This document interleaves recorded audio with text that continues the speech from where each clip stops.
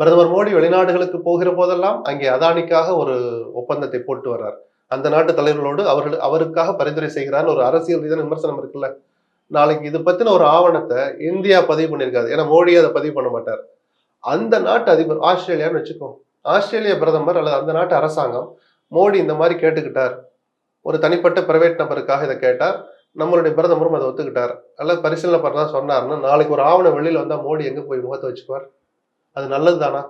இரு நாட்டு இல்ல, எந்த இரு நாட்டு உறவுகளுக்கும் அது நல்லது தானா? பல கேள்விகள் இருக்கு. சரி, காங்கிரஸ் கேட்கிற இன்னொரு கேள்விக்கு வருவோம். 1.5 கிலோமீட்டர் நீளம், 300 மீட்டர் அகலம், இவ்வளவுதான் கச்சத்தீவு. இந்த நிலப்பரப்புக்கு இவ்வளவு பேசுறீங்களே, நாங்க கொடுத்தது நிஜம்தான், நீங்க சொன்ன மாதிரி இன்னொரு பகுதியை வாங்கிட்டு கொடுத்தோன்றீங்க.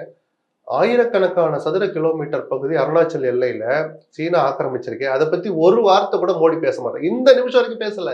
அவங்க ஆக்கிரமிச்ச நிலப்பரப்புக்கு என்ன பதில்? சைனாவை பத்தி ஒரு வார்த்தை கூட பேச மாட்டார். அப்ப உங்களுக்கு எங்க தேசபக்தி இருக்கு?